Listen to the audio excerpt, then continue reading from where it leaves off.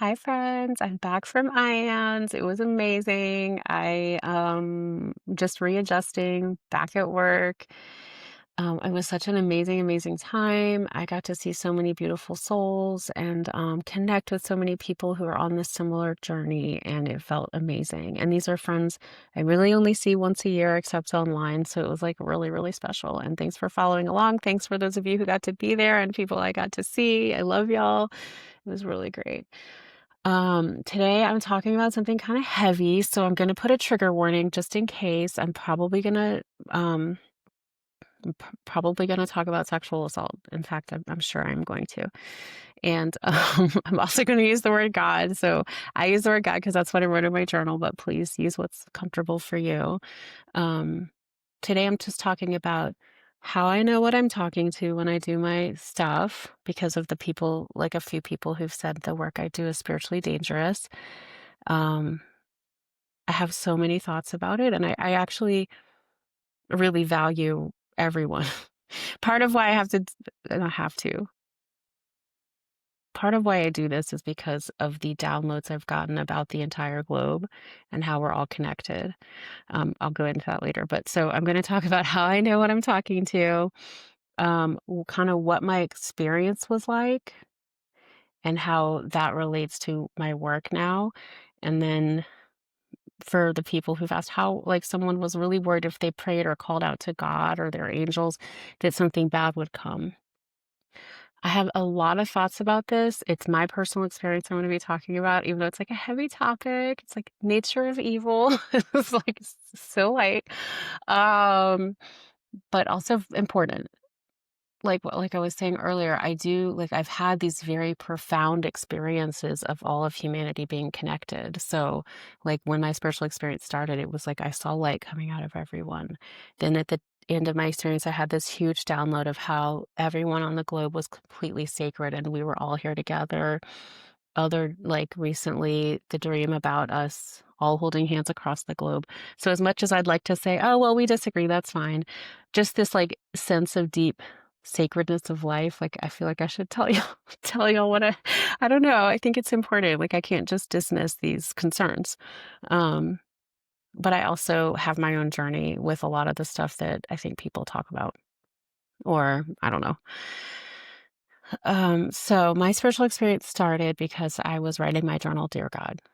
I was trying to heal from trauma. I was not trying to have an experience of God. I wanted to feel my heart.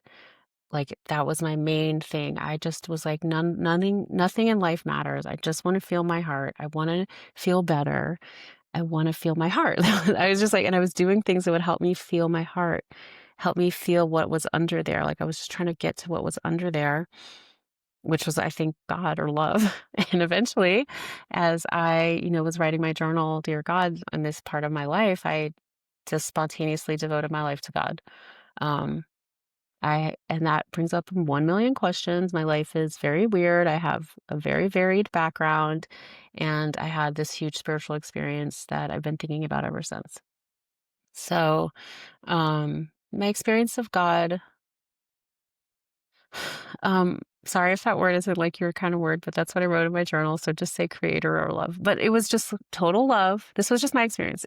The light that I saw was so loving, and that I felt so held, and I felt so connected in my heart to this love.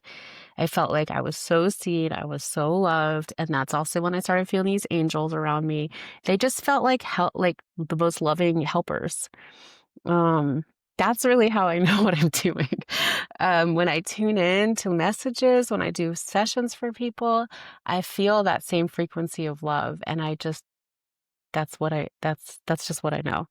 My aunt, who's very Christian, was like, you have discernment like all of my sisters, or she said like some of her sisters. Um, so I just think because of that, like the work I do, like all of the spiritual gifts I got came from this promise I made and this light that I saw. I don't just dabble around, and I don't talk to like the negative side of things. So let's go there. Um, I was having nightmares of demons after my trauma starting at age 13. I get embarrassed to talk about this part. I do not necessarily, I have made videos about this, and everybody thinks different things. I don't love, like, I really, for myself, I believe I was seeing the spiritual world, but it was covered by my trauma for me. So there were 4 perpetrators, and in my nightmares, there were always 4 demons. So it's not like, I do think it was, for me, my psychological reality that I was putting out on the spiritual world. I was really disembodied, and I think I was just, like, in between things. I don't necessarily believe that. I don't know what I believe. I just know what I've experienced. I experienced those shadowy things, and, like, I was in a state of distress internally. Um, but once I had that light experience, I started to really feel like I was able to get rid of those nightmares, basically. I was made right in a way that was so deep. Um, I, uh I was awakened. If you've heard my story, I was awakened in the middle of the night. The shadowy thing was circling me. This time it was just one, but it was trying to circle my heart and poke my heart. And I just knew I didn't have to be afraid. I looked right at it and I said, "You can't hurt me. God lives in me and works through me." It was just like the most peaceful, deep, easy act of faith. I was not afraid. I was like, why have I ever been afraid? Like, God's with me and I'm not afraid of you. Um, and it's just, so that's also how I know. I've, like, lived on both sides, sadly, and I don't necessarily believe any of the stuff that happened to me. Again, it's just been my experience. Like, I was very psychologically deeply traumatized. And does that mean I was actually like, having nightmares? Like, were they actual demons? Was it just my trauma? I've decided it was probably, I mean, I think it could be both. I mean, I know everyone has a different take, and I have people I deeply love that believe something totally different than me. But I think for me, I've just decided I was just deeply traumatized, and I was looking out on the spiritual world and seeing my internal darkness projected. Um, but once I had my experience with God and the light, like, no amount of healing or anything I did in the outside world was going to take me to the level of healing that I needed to get to, except for, like, God and the light. Um, and that really was like a huge internal shift. Okay, these dark things are gone forever.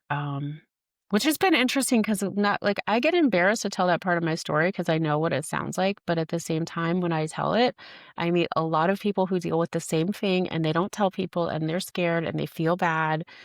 Um, but for me, I had to go all the way deep into my own wounds to heal them. And and I was able to get them to go away with God. I don't know, guys. Y'all, sorry. I don't know. I don't know what's real, honestly. I just know that I got them to go away, and it was like the best night of my life, and I was so relieved. I'd never had another nightmare, and so again, that's how I know what I'm doing.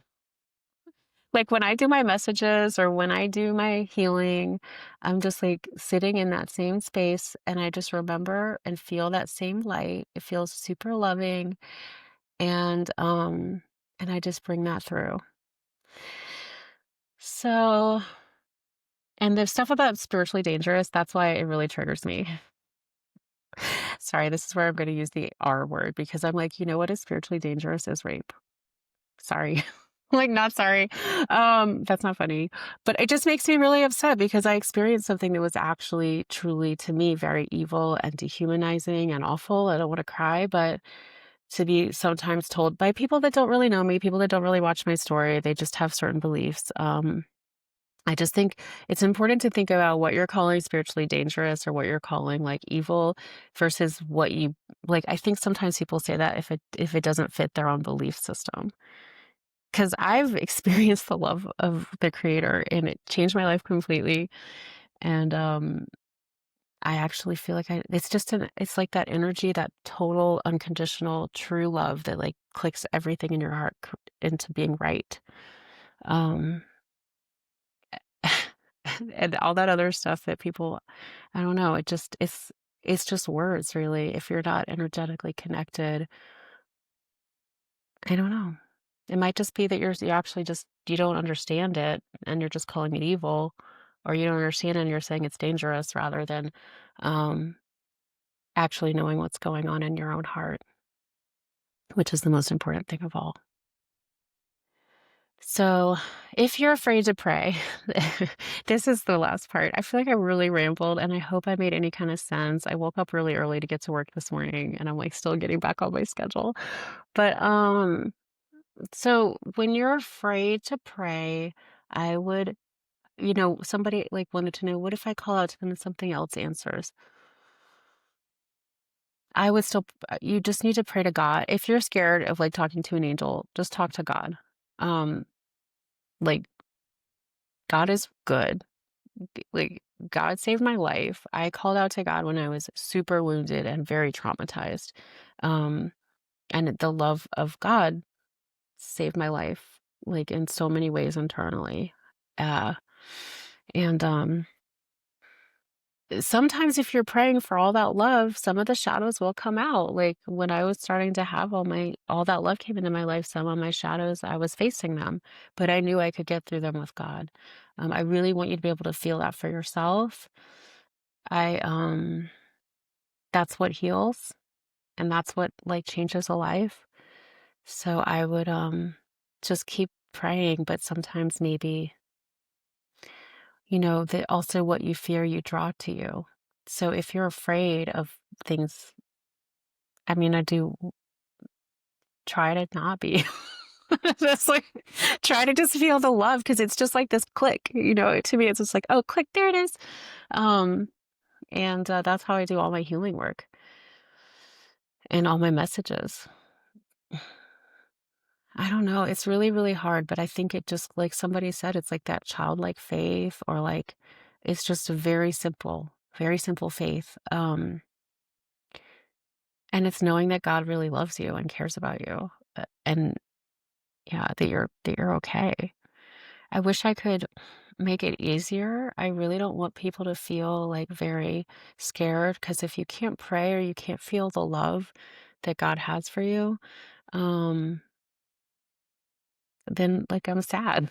Like it's and sometimes I've gotten there when I've gotten questions like that, I'm like, "Oh my God, am I a bad person? Am I doing something really wrong?" And then I have to sit and be like, "No, no, no. I know what God felt like. I know what this feels like. I know what I'm doing for me. You don't have to agree with it. You don't have to join this conversation if it's not your thing, but I do, yeah. I mean, this is what I do. But I feel like I've gone through some of that with y'all. And and I think it's not it's not fun to feel afraid to pray. So I just think you have to just trust that God really loves you and trust that you're completely held and seen and deeply cared for. And I hope me saying that helps you remember it. But it is like when I had my experience, when I had my trauma, it was just me facing my own darkness and then facing like coming into the light from that. So it is like a very private internal journey and like you kind of just have to be okay getting all the way deep into your psyche. But you can call on God. I keep using the word God. That's what I wrote in my journal. But if you're not into that word, like, don't worry about it. Just say creator, say love, divine love, presence. Some people say presence. Um, but I don't really get out of the hard stuff because I was writing my journal, dear God, and that's just what I wrote. Um, so I think in the final kind of like ending of this long rambling video, which one of my friends I saw at IANDS said, these are nuggets of gold. Don't ever feel like you're talking too much. Like what you say is really valuable. So I hope that y'all feel that way too. But it's just important to know your internal state because that's the world we're shifting into. Knowing your own energy, knowing what love feels like, knowing what your heart feels like, and being brave enough to bring your full self into the light of love. Because that's like where we are. That's what I feel like we're eternally existing as, or we have the opportunity to exist as. Um, and you're just really loved. That's just what I felt. Like that's just my experience was my experience, and all it really showed me is that God really loves me. God loves you, and that's why I do all this. um, I think that's it. Let me see if there's anything else I should say about any of that. Just try not to be afraid. There was a great sermon. So I do consider myself interfaith, and I like to hold space for all of the things in my family. But Nadia Bolz-Weber is like a super cool like priest in Denver, and she did a great sermon on not being afraid recently, and I'm gonna link it. And she said the Bible mentions "do not be afraid" like a ton of times, so I'll link it. And there's just so much wisdom there, but also please send me anything about that in your own culture about not being afraid. Because it is just like when you start to fear like you can't pray or you can't talk to God or you're going to get the wrong thing, like you just start to make that bigger and bigger in your own life. When you have God that can just come through and I'm safe and I'm held and God loves me, you can shift into that like really healed space. Okay, I think that's it. I love y'all a lot. I um I don't want y'all to be afraid, that's all. I lived in that place. That's why I talk like this, because I lived in a place of 13 years of trauma and nightmares. It's not just like a thing for it's not just like a soundbite that God changed my life. It's like a real thing. Um, yeah, and I want you to be able to feel that for yourself in the way that makes sense for you. So I hope this video helped. Yeah, I don't know. I hope it was good. I hope it was useful. It's a heavy, heavy topic, but it's also really important because your heart is super beautiful. Okay, bye, y'all. Have a good day.